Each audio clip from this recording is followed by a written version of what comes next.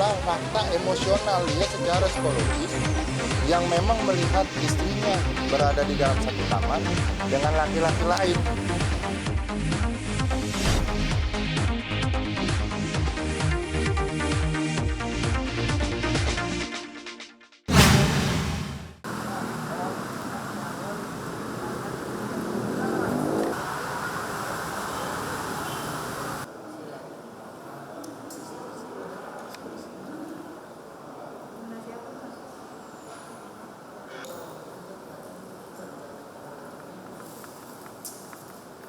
Jadi nggak apa-apa sih, cuma jadi punya hari yang harus kosong aja, nggak boleh ada jadwal gitu.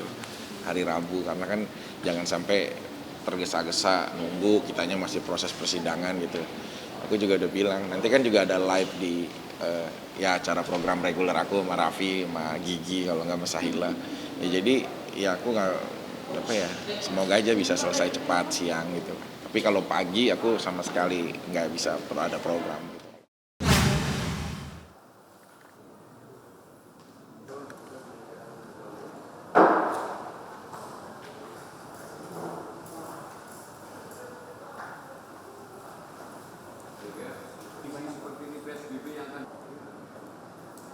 Ya gitu ya, tapi kalau misalnya sudah mulai maaf dan kami mengulur waktu yang ini ya, yang nyatakan itu.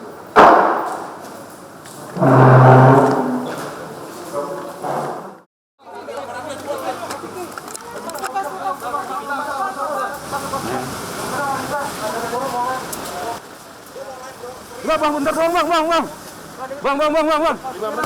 5 menit bang, sebentar. Gimana bang tadi bang? Bang, gimana tadi bang? Sidangnya bang? Kalau menurut saya sih, Hah? Gimana Pak Diki? Gimana bang? Bang, dikit dong ceritanya tadi. ya ada beberapa keterangan Hah? dari ahli ya. Terus? Dengan fakta hukum.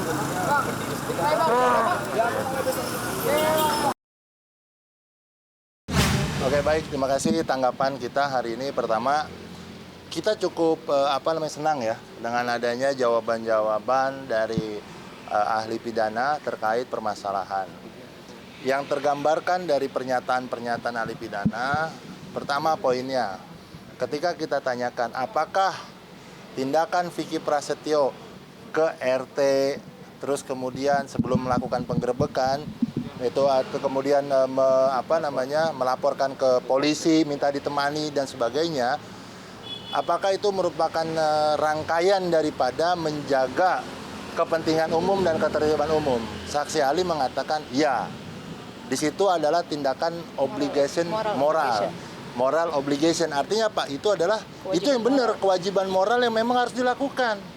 Itu sudah jelas ketika bicara 3:11 tadi ya.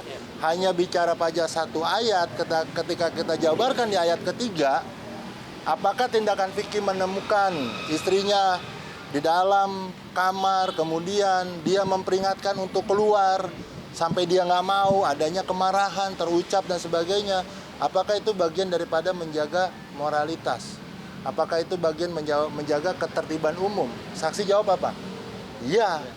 Nah, kemudian ditanyakan lagi berkaitan dengan apa? Pendistribusian. Bagaimana ketika bicara faktanya? Ini kita kembali ya, bahwa saksi ahli atau ahli sendiri hanya disajikan dokumen dan berkas yang memang tidak sesuai dengan fakta hari ini. Gitu loh. Itu adalah ilustrasi, bukan ilustrasi, itu adalah fakta-fakta versi pihak penyidik, bukan versi fakta yang sesungguhnya yang disampaikan. Ketika ditanya, Pak, tentang SP3, oke, kita lihat, dia kan selama ini tidak memenuhi unsur tindak pidana SP3-nya.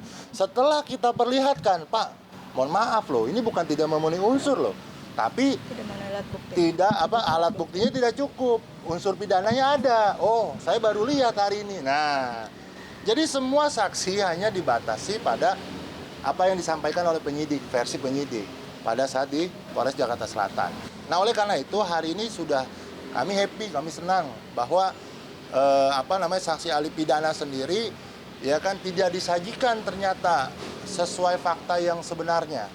Tidak disajikan pada, saya bilang, Pak, Bapak tadi bilang rangkaian pendistribusian video yang memuat kalimat. Nah, kalimat apa? Dibilang ada botakin, kemudian diarak, jangan pilih dan sebagainya. Faktanya video itu nggak ada kalimat itu. Loh, kalau nggak ada kalimat itu gimana? Ya gimana? Apalagi diedit dan sebagainya. Ya, bagian nanti yang ya dia sendiri pun tidak bisa menjawab secara gamblang. Artinya apa? Absurd, nggak jelas, gitu loh. Nah, kemudian ada lagi bahwa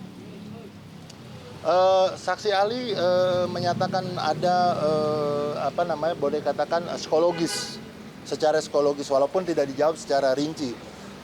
Kalau tindak pidana itu ada niatkan, ada tujuan akhir, atau ada makna-makna tertentu.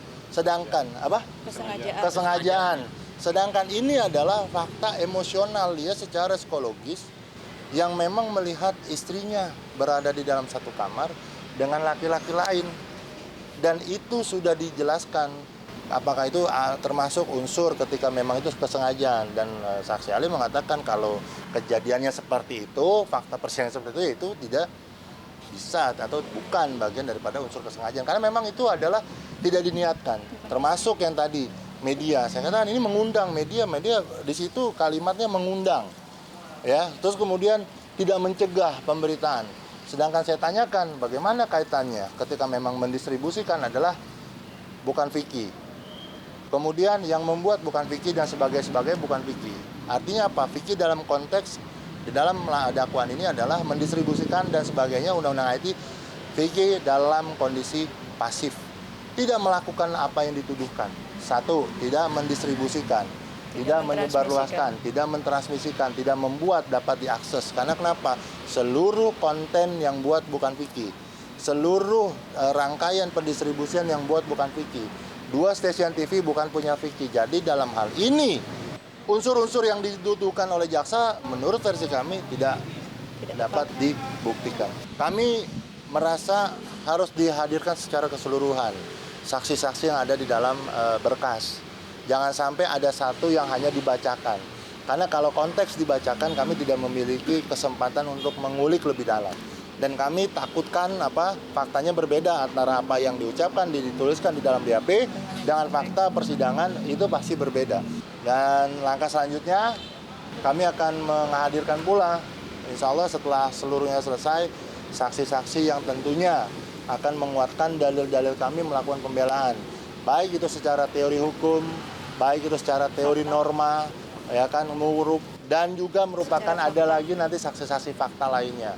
Dan saya katakan sekali lagi, tadi ketika seorang Vicky Prasetyo, tanda kutip, bisa dituduhkan dengan fitnah, bagaimana dengan tindakan saudara Angel, dugaan tindak pidana yang mengatakan keluarganya semua penipu, kemudian Vicky makan uang partai, sampai detik ini tidak ada. Apakah itu bukan merupakan pencemaran nama baik? Apakah itu bukan merupakan fitnah?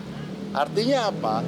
Ketika Vicky Prasetyo mampu ditarik ke dalam kursi pesakitan, dan kami yakin dengan dugaan tindak pidana yang sama, tanda kutip, sama pasalnya, tapi tindak pidananya berbeda, gitu loh. Bahwa pun kami yakin bahwa dugaan tindak pidana yang dilakukan oleh Angel Elga akan mampu membawa kembali Angel Elga ke dalam kursi pesakitan di Jakarta Selatan atau bahkan di Jakarta Pusat nantinya, saya tidak tahu. Harapan Vicky, satu keyakinan tadi bahwa kami semakin hari semakin kesini semakin yakin, seyakin-yakinnya, hakul yakin insya Allah yang namanya kebenaran akan hadir pada saatnya.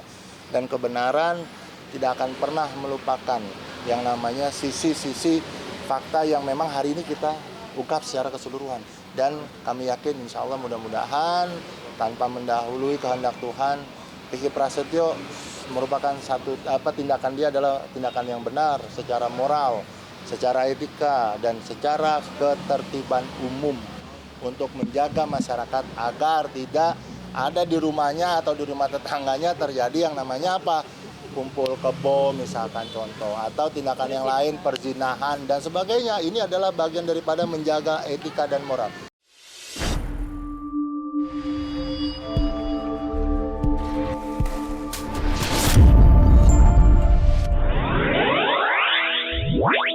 Wow.